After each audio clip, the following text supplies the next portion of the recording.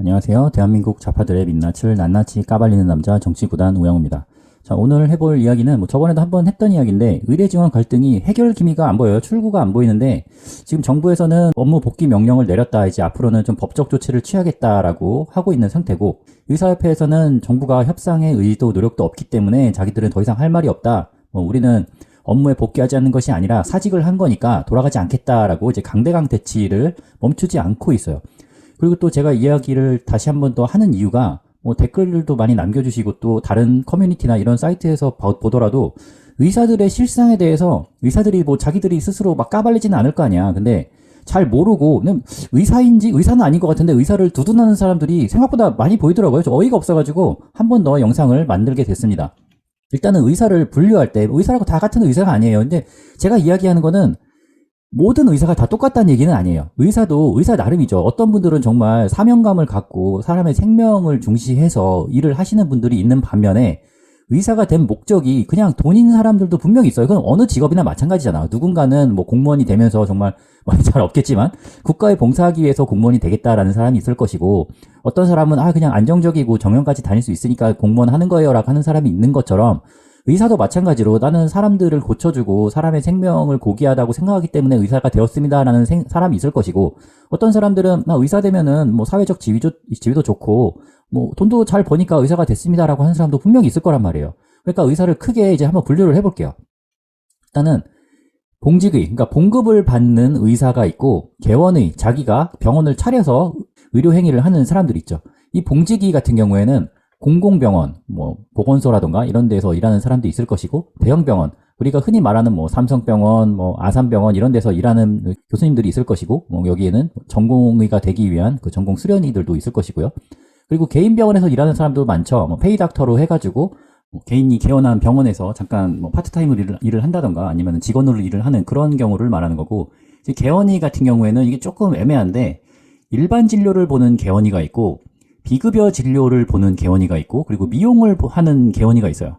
근데 지금 우리가 그러니까 의사가 모자라다라고 하는 부분은 공공병원이나 대형병원에 대해서 이야기를 하고 있는 거예요. 여기는 부족한 게 맞아요. 여기 병원 가보면 교수님들 항상 찌들어 있거든. 특히나 그 전공의들 보면은 항상 크록스 신고 돌아다니는 그런 분들 있잖아요. 굉장히 힘들어 보이고 실제로 힘든 게 맞아요. 주 88시간을 근무한다고 하니까 거의 하루에 12시간 이상씩 근무를 하시기 때문에 힘든 게 맞습니다. 그리고 돈도 생각보다 많이 못 벌고요. 우리가 말하는 그 의사의 수입을 얘기할 때는 이 전공 수련의들은 거기에 해당되지 않아. 이 사람들은 어떻게 보면 그 도제식 교육을 받고 있는, 그러니까 교육을 받으면서 일을 하는 흔히들 생각하는 미용실에서 머리 감겨주고 그러시는 분들 있잖아요. 옛날 같은 경우에는 그 최저임금을 제대로 적용을 하지 않는 그런 직종이었는데 지금은 최저임금 받으니까 그래도 조금 사정이 나아졌지만 이 대형병원의 전공 수련의 같은 경우에는 월급 300, 400만 원씩 받으면서 굉장히 긴 시간을 일하기 때문에 좀 기피하기도 하고 그리고 어떤 경우에는 전공의를 안 따는 경우도 많이 있어요. 그러니까 국시를 통과한 다음에 전공의 과정을 밟지 않고 그대로 개인 병원에서 페이 닥터로 일한다던가 아니면은 미용병원에서 레이저 쏘고 주사 놓는 거 정도야. 그거는 따로 전공의 수련을 안 받아도 되는 거니까 그렇게 빠지는 분들도 많이 있어요. 너무 힘드니까. 그거는 비난할 만한 그런 일은 아니라고 생각을 합니다. 그리고 일반 진료를 보는 내과나 소아과 같은 경우에는 제 생각에는 서울이나 경기권의 대도시들은 부족하지 않아. 솔직히 말하면은 걸어가지고 가다 보면 어디든가에 이런 내과 소아과 다 있잖아요. 동네에 하나씩은 다 있잖아요. 없더라도 곧 생기죠. 신도시가 만들어지면은 제일 먼저 들어오는 게 내과 소아과니까. 그리고 이 비급여 진료 같은 경우에는 어떤 걸 이야기하냐면 그 정형외과에서 도수 처리하는 거, 그리고 안과에서 백내장 수술하는 거를 말하는데 이게 비급여 진료가 보통은 비싸요. 왜냐면은 건보에서 지원을 안 해주니까 이 환자가 내는 돈이 굉장히 많아야 되는데 이 환자가 내는 돈을 실비보험, 그러니까 개인이 사적으로 들은 보험사에서 이걸 청구를 하면 돈을 주기 때문에 요 병원들에서는 이 비급여 진료를 아주 부담 없이 볼 수 있게 되는 거예요. 사람들이 이 진료를 보는 사람도 내 돈을 내가 일단은 내지만 실비보험에다가 보험금을 청구하면 돈이 나오기 때문에 이제 좀 부담 없이 10만 원, 20만 원짜리 진료를 보게 되는 거죠. 그리고 미용 같은 경우에는 성형, 레이저, 주사 같은 걸 우리가 흔히 미용이라고 얘기를 하죠. 근데 지금은 비급여와 미용 의사들의 전성시대예요. 이게 강남역, 그러니까 강남역에서 신논현역까지의 입지 중에서 한번 그냥 피부과라고 검색을 해본 거야. 그랬더니 이렇게 외곽도 아니야. 이 강남대로변에 제일 가보면 높은 건물들이 쭉 서 있는 요 길 있잖아요. 강남대로. 거기에만 진짜 수십 개의 피부과가 있는 거야. 그리고 어떤 건물에는 플러스 9, 뭐 9개, 10개의 피부과가 한 건물에서 한 건물에. 아니, 왜 피부과가 이렇게 많아야 되는가?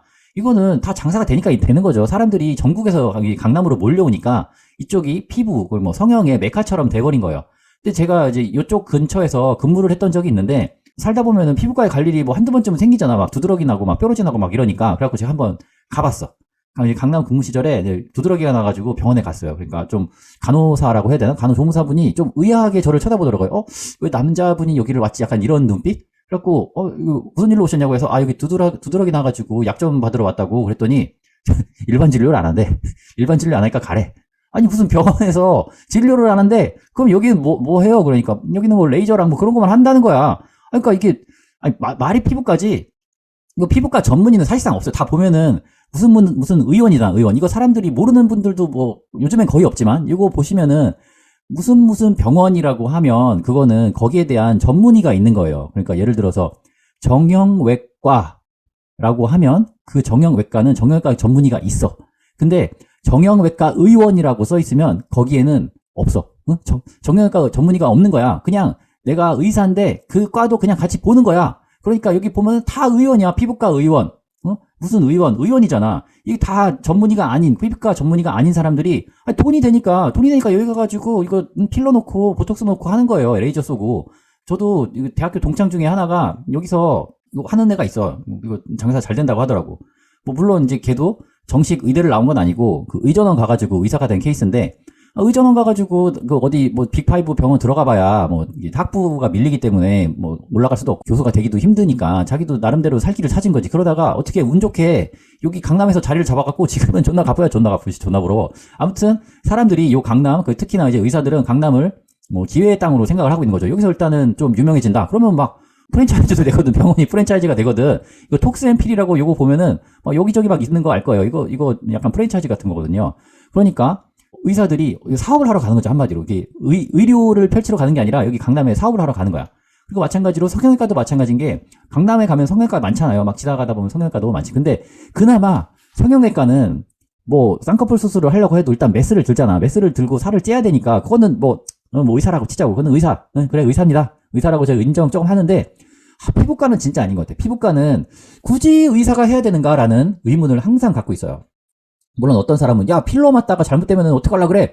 뭐 얼마나 잘못되는데 필러가 잘못될 일이 크게 있나요? 그리고 요즘에는 필러 녹이는 주사도 있으니까 그것만 완비하고 있으면 뭐 간호사 정도가 이걸 해도 큰 문제는 없겠다라는 생각을 저는 개인적으로 하고 있습니다. 뭐 그것도 언젠가 풀릴 것 같기도 하지만 지금은 그게 안 되니까 그 의사가 굳이 와가지고 뭐 레이저 시술을 한다던가 뭐 이게 레이저 쏘는 것도 의사가 해야지 합법이지 이거 간호사가 쏘면 안 되거든요. 그러다 보니까 뭐 모든 의사 한 명이 뭐 피부과 이거를 창업해가지고 거기서 혼자 다 쳐낼 수가 없거든.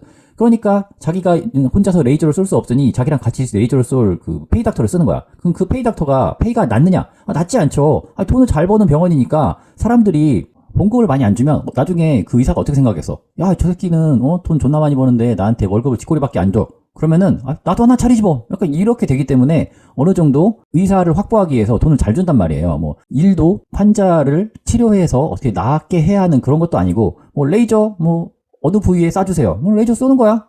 어느 부위에 보톡스 놔주세요. 그냥 놓는 거야. 그 의사라고 할 수 있을까요? 저는 그거는 뭐 물론 의사 자격증이 있으니까 그분들은 의사가 맞지만 의사가 할 일은 아니다라고 저는 그냥 개인적으로 생각해요. 뭐 의사분들이 어떻게 생각할지 모르겠지만 아무튼 저는 그렇게 생각을 합니다. 그것은 의사가 아니다. 그리고 또 어떤 게 있느냐? 실비보험의 대명사 정형외과가 있죠. 바로 도수치료와 체외충격파 치료를 하는 이 정형외과 의사분들이 있는데 이 도수치료 같은 경우에는 효과를 제가 부정하진 않아요. 왜냐하면 그 우리나라 뭐 국가대표 운동선수들 어디 월드컵이나 이런 데 나가고 나면 다 도수치료 하는 거거든.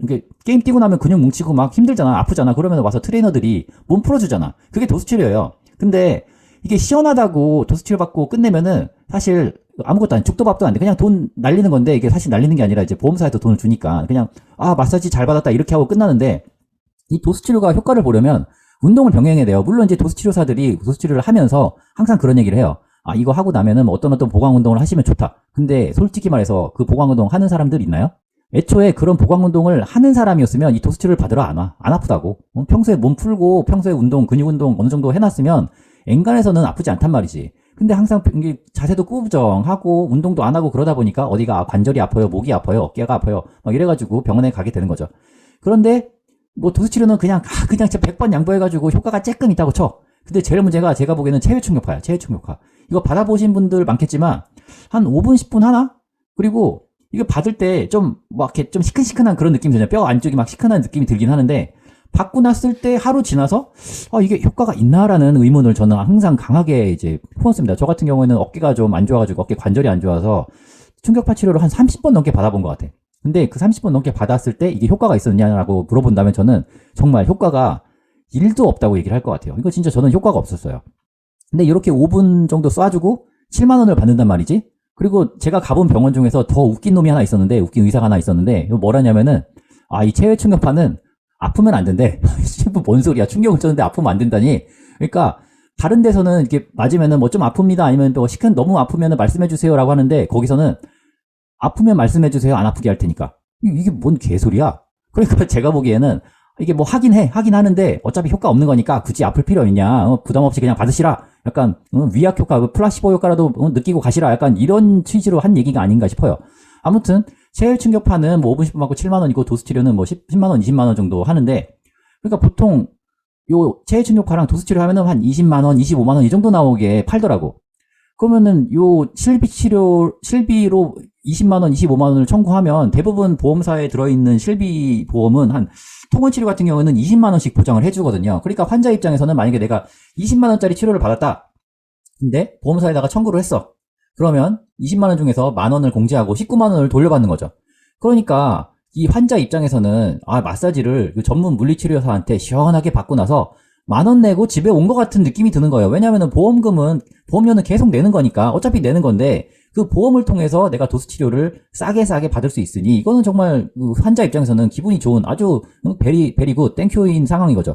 그런데 이로 인해서 보험사의 손해율이 계속 올라가는 거야. 실비보험으로 나가는 금액이 너무 크다 보니까 이 보험이라는 게 결국에는 보험사도 내가 100을 받았으면은 보험금으로 한 70, 80만 집행을 하고 나머지는 돈을 벌어야 이것도 회사가 유지가 되는 건데 내가 보험금을 100을 받았는데 막 120을 쓰게 되는 거야. 자꾸 이런 사람들이 어떤 사람들은 1년 365일 병원에 가가지고 이 진료를 받으니 뭐 실비보험을 7천만 원, 8천만 원 청구하는 사람들이 있다는 거예요. 진짜 그게 있어요. 그런 사람들이 거기 가가지고 출근도장 찍는 사람들 가서 마사지 받고 오는 거야 맨날. 어차피 보험사에서 내주니까. 그러니까 이 손해율을 메꾸기 위해서 계속 보험금을 올리다 보니 선량한 가입자까지 보험료가 증가하는 그런 상황이 발생하고 있습니다. 그리고 또 어떤 일이 있느냐? 정형외과에 가면은 진료를 보고 나서 의사가 아니라 코디네이터와 상담을 한 번 더 해. 그 왜 하느냐? 혹시 실비보험 드셨나요? 실비보험 있어요. 그러면은 그러면 우리가 체외 충격파가 얼마고 뭐 도수치료가 얼마인데 이 경우에는 뭐 환자분께서 실제로 부담하는 비용은 뭐 만 원, 15,000원밖에 안 되니까 한번 받아보십시오라고 이렇게 상담을 하는 거야. 그런데 이 체외 충격파 같은 경우에는 석회성 어깨 건병증에만 권고할 만하다라고 결론을 내렸다. 크게 통증이 감소하는 정도가 작았다. 그러니까 효과가 아주 쬐끔, 어떤 병에 대해서는 쬐끔 있지만 크게 효과는 없었다라고 보는 게 이게 체외 충격파예요. 근데 이거를 계속 권장을 한단 말이지. 왜냐면은 기계 하나 사놓고 한 번 돌리면은 7만원, 8만원씩 쌓이니까. 실비보험 보통 20만원까지 되니까 그걸로 만약에 10회 단위로 그러면은 도수치료 10번 받을게요 라고 하면 영양주사 서비스로 줘. 이게 병원이야. 장사하는 거지. 뭐 피부관리실에서 뭐 20회 끊으면 뭐 10% 할인 뭐 이런 것처럼 뭐 여기 딜을 준다니까. 정형외과에서 병원인데 병원에서 딜을 해요. 딜을 뭐 마늘 주사를 한 대 놔주니 뭐 비타민 주사를 놔주니 뭐 그런 상황까지 오고 있습니다.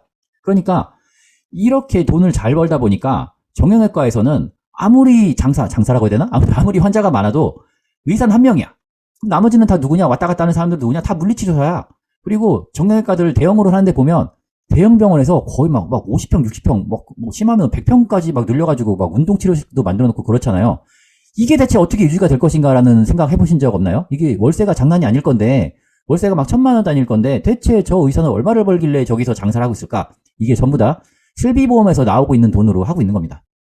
그래서 정부에서는 이거를 좀 심각하게 보고 있어요. 왜냐하면 과잉진료를 유발하거든. 그러니까 보험업계에서 손해율이 계속 올라가다 보니까 실손보험료 인상률이 우리가 흔히 생각하는 인플레이션율, 물가 상승률보다 훨씬 더 높게 상승을 할 수밖에 없는 거예요. 거의 뭐 8.9%가 올라가니까 엄청난 거지, 이거는. 뭐, 물론 괜히 내는 거는 보통 한 실비보험이 한 달에 10만 원 정도 하니까 뭐 10만 원에서 11만 원 된다라고 했을 때 크게 체감되는 건 없지만 퍼센테이지로 보면 장난이 아니라는 거죠. 그리고 전체적인 파이로 봤을 때, 아니, 실손보험 업계가 전체 막 몇천억에 해당하는 건데 10%를 더 받으면 몇백억의 보험료가 더 발생하게 되는 거니까 이 경제에 대해서는 좋지 않은 영향을 주게 되는 거죠. 그리고 또 어떤 실비 타먹는 놈들이 있느냐? 바로 안과죠, 안과. 안과에서 백내장 수술을 하는데 지금 뭐 혼합 진료를 금지한다고 뭐 강력하게 비판을 했어요. 이게 뭐냐면은 백내장이 아니야. 그러니까 물론 백내장 끼가 약간 있어. 근데 수술할 정도는 아니야. 뭐 약물 치료하면 돼. 근데 이 안과 의사들이 어떻게 하냐면은 지금 혹시 실비보험이 있으신가요? 있어? 그럼 입원하세요. 백내장 수술 해드릴게요. 수술하고 돈 받는 거야. 수술비 그 돈 꽤 비싸거든요. 제가 알기로는 100만 원 넘는 걸로 알고 있는데, 야, 백내장 수술 한번 딱 하고 나면은 한 명당 100만 원 뚝 떨어지는데, 그냥 진료만 보고 나면은 10,000원, 20,000원 떨어질 거 아니야. 그러면은 내가 만약에 의사라고 하면, 내가 양심 팔아먹은 의사라고 하면 백내장 수술 안 해도 되는데 수술을 해도 뭐 상관은 없어. 그럼 어떻게 했어? 수술하라고 하지. 그럼 그 돈이 다 어디서 나오는 거야? 그 돈도 역시 실비보험에서 집행이 되고 있는 겁니다. 그러니까 이게 걸려서 금지당할 판에 놓이니까 갑자기 정부를 비판하는 거야. 이씨, 뭐 혼합금지를 왜 금지하는 거야? 이게 혼합진료 금지가 뭐냐면은 물리치료를 받으러 온 사람이 뭔가 상담을 받고 나서 도수치료까지 같이 받는 경우가 많거든요. 저도 이제 몸이 좀 안 좋은 경우가 있었어가지고 도수치료를 몇 번 받아봤는데, 일단은 진료를 봐. 진료를 보면은 그 진료는 건강보험공단에서 지원을 해주거든요. 내 본인 분담금이 있지만 그래도 보험공단에서 나오는 돈도 있으니까, 예를 들어서 내가 정형외과에다가 뭐 5,000원을 냈어. 그러면은 건보공단에서 나오는 것부터 한 10,000원, 만 몇천 원 또 있거든요. 그럼 그 돈은 건보공단에서 나와. 근데 그거하고 별개로 내가 도수치료를 받기로 했어. 그러면은 도수치료는 내 개인 실비보험에서 또 나오는 거죠. 그럼 이 경우에는 건보공단에서도 받는 물리치료를 받고 실비보험에서 돈이 나오는 도수치료도 받았으니까 혼합해서 치료를 받게 된 거예요. 그러니까 도수치료를 받으러 갔는데 일단 의사를 보고 나서 치료를 받아야 되거든. 의사 진료를 받았어. 의사 진료를 받고 있잖아. 왜 전기 자극 치료랑 그리고 뭐 찜질 치료 이런 거는 건보에서 지원이 되거든요. 그것도 받았어. 그 다음에 도수치료를 받으면 이제 건보 치료와 실비 치료를 다 받았으니까 이건 혼합 치료에 해당을 하는 거예요. 그런데 정부에서는 필수 의료 붕괴를 막기 위해 급속도로 팽창하는 비급여 진료 시장을 통제하겠다라고 하고 있는 거예요. 이게 무슨 얘기냐? 비급여 진료 시장에서 사람들이 실비를 통해서 자꾸 여기 가가지고 진료를 받아 싸니까, 첫 번째, 건보공단에서 나가는 돈도 되려 올라간다. 그러니까 도수치료만 단독으로 받을 수 없기 때문에 이 사람이 일단 진료를 보고 건보공단에 돈을 청구를 하고 하다 보니 쓸데없이 나가는 건보공단의 재정도 있다라고 하는 것과, 그리고 이 비급여 진료 시장에 의사들이 너무 많이 진출을 하다 보니까 필수 의료에 대해서 지원하는 의사가 적다라고 생각을 하고 있는 거예요. 그러니까 이런 거지. 비급여 진료를 하는 의사가 돈을 너무 많이 벌고 그놈들이 건보 재정까지 촉내고 있다라고 보고 있는 거예요. 그러니까 이 사람들을 약간 기생충으로 생각을 하고 있는 거죠. 그러니까 현재까지는 이랬어요. 일단은 진료를 보고 도수치료를 받으면 이거는 내가 실제로 내 돈을 내잖아. 내 돈을 낸 거에 대해서 개인보험을 실비 청구를 해요. 그리고 일반 물리치료비는 건보에서 지원이 된 거죠. 이렇게 도수치료와 일반 물리치료가 혼합해서 진행된 다음에 비용은 이원화돼서 병원에 흘러가게 됐어요. 그런데 앞으로는 이 도수치료비는 뭐 예전과 같이 실비 청구를 하지만, 이렇게 혼합되어 있는 경우에는 이 진료비와 일반 물리치료비에 대한 건보 지원을 하지 않겠다. 이 부분은 개인이 부담해라. 그리고 이 진료비 같은 경우에는 실비 청구에도 포함되지 못하게 하겠다라고 하는 게 지금 정부가 생각하고 있는 방안이에요. 그러니까 의사들 입장에서는 반발할 수밖에 없는 게, 이 진료비와 일반 물리치료비가 얼마 안 돼 보여도 건보공단에서 제공해주지 않으면 10,000원이 넘는 돈이란 말이에요. 15,000원 이상일 거예요. 제가 알기로는 18,000원 정도 될 건데, 이거 18,000원이 작아 보여도 굳이 내가 이 돈 내고 받아야 되나라고 생각할 수 있는 사람이 분명 생기거든. 그러니까 분명히 정형외과 입장에서는 매출이 하락하는 요인으로 작용할 수 있을 겁니다. 그리고 이제 도수치료 같은 경우에는 계속 어떻게든 좀 막기 위해서 계속 통제가 들어갈 거고요. 그러니까 정부가 그리는 그림은 뭐냐? 봉지기와 개원이의 월급 차이가 너무 많이 났다. 지금 봉지기보다 개원이가 솔직히 돈 많이 벌잖아요. 근데 이 돈을 많이 벌던 걸 좀 어느 정도 커버를 하겠다라고 하는 거고, 그리고 공공병원과 대형병원이 사람이 부족하고 개인병원은 상대적으로 급여가 높고 일은 편하니까 여기가 부족할 수밖에 없고, 그리고 개원이 중에서도 비급여 진료와 미용에 대해서 사람이 몰리고 있는데, 앞으로는 어떻게 될 것이냐?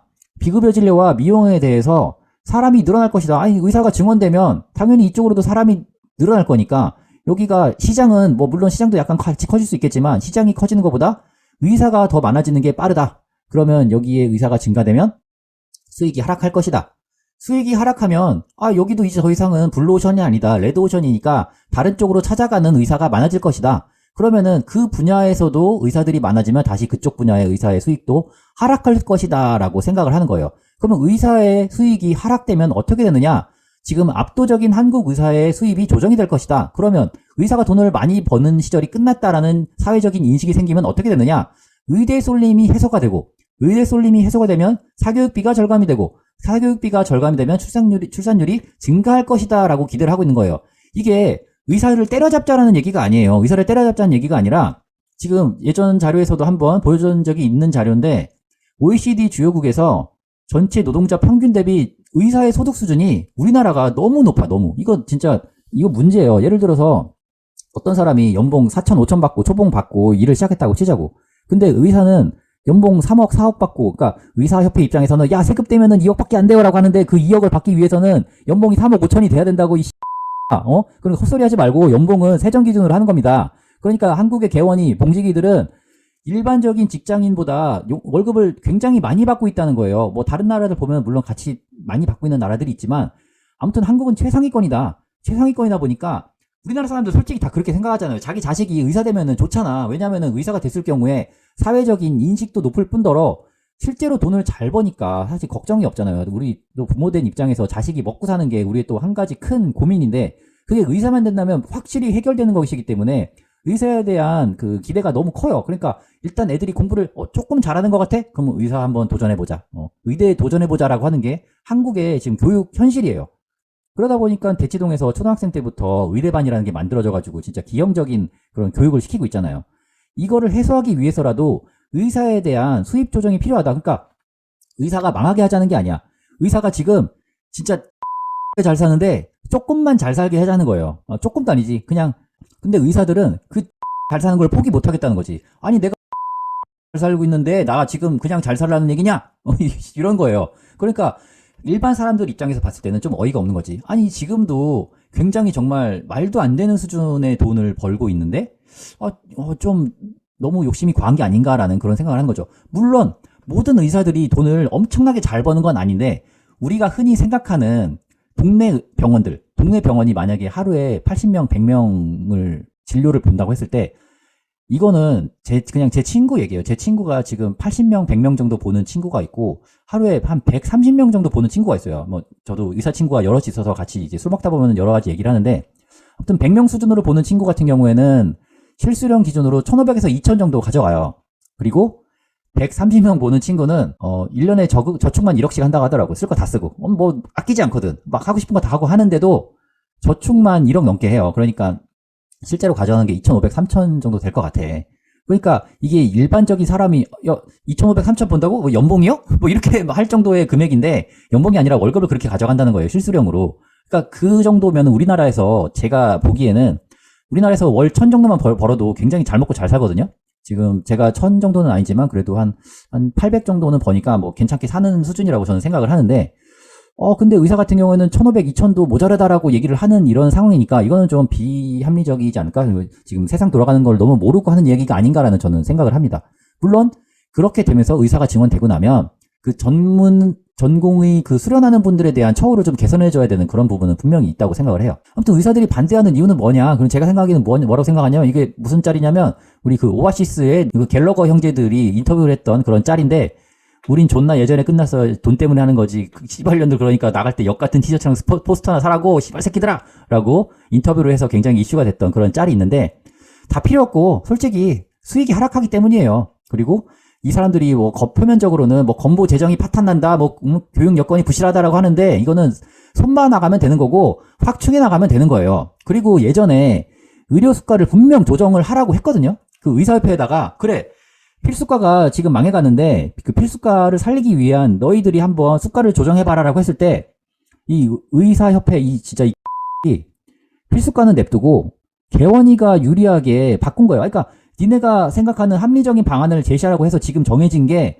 결국에는 개원이가 잘 먹고 잘 사는 그 의료 수가를 만든 거라니까. 그러니까 의사들이 의료 수가가 잘못됐다고 하는데 그거는 정부에다가 따지지 말고 그 개 같은 의사협회에다가 따지라 이 말이에요. 개같이 만들어 놓고 그 책임은 정부에다가 뒤집어 씌우는 거라니까?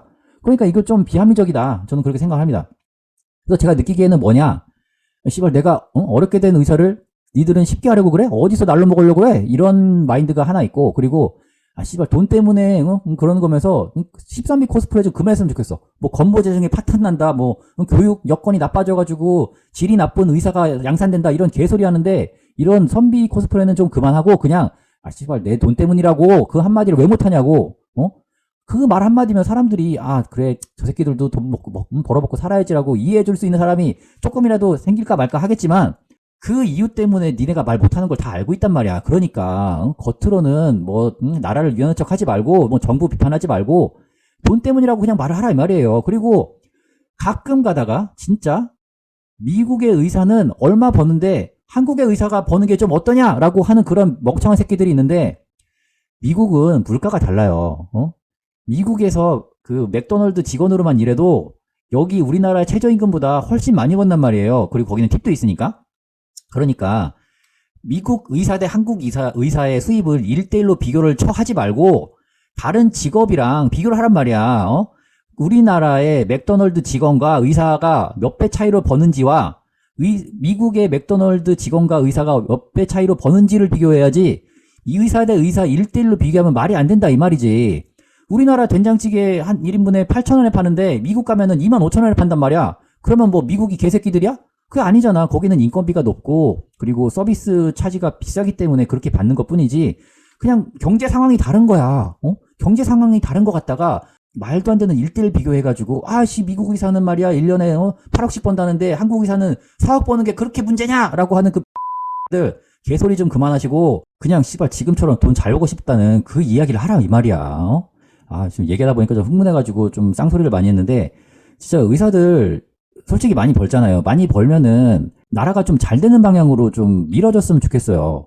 니들이 더 잘 살기 위해서 사람들 목숨 담보 잡고 파업하지 말고 좀 그래도 사회 지도층이라고 하면 사회 지도층답게 좀 나라가 발전하는 방향으로 자기가 내려놓을 건 좀 내려놓고 하는 그런 모습을 보였으면 좋겠습니다. 자, 오늘 여기까지 하고 다음 시간에 또 다른 소식으로 찾아뵙도록 하겠습니다. 감사합니다.